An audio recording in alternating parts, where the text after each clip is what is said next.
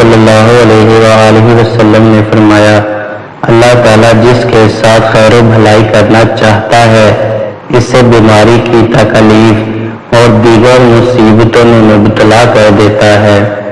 رسول صلی اللہ علیہ وآلہ وسلم نے فرمایا، اللہ تعالیٰ فرماتا ہے کہ اے ابن آدم، تو خرچ کر تو میں تجھ کو دیے جاؤں گا۔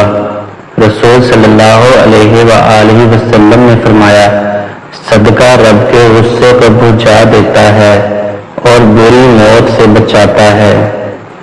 نبی اکرم صلی اللہ علیہ وآلہ وسلم نے فرمایا، اللہ تعالیٰ اس شخص کو تر و تازہ رکھے جس نے میری کوئی حدیث سنی اور اسے دوسروں تک پہنچا دیا۔ رسول اللہ صلی اللہ علیہ وآلہ وسلم نے فرمایا، جس نے والدہ اور اس کے بچے کے درمیان جدائی ڈال دی تو روز قیامت اللہ اس کے اور اس کے چہیتوں کے درمیان جدائی ڈال دے گا۔ رسول صلی اللہ علیہ وآلہ وسلم نے فرمایا، اپنی ماں سے صلح رحمی کرو۔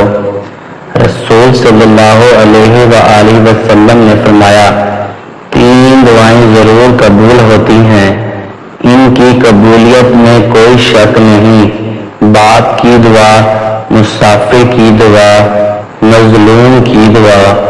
رسول اللہ صلی اللہ علیہ وآلہ وسلم نے ارشاد فرمایا، اپنے والد کو نام سے نہ پکارا کرو، نہ ان کے آگے چلا کرو اور نہ ہی ان سے پہلے بیٹھا کرو۔ نبی کریم صلی اللہ علیہ وآلہ وسلم نے فرمایا، باپ سے منہ نہ پھیرو، جس نے اپنے باپ سے منہ پھیرا اس نے کفر کیا۔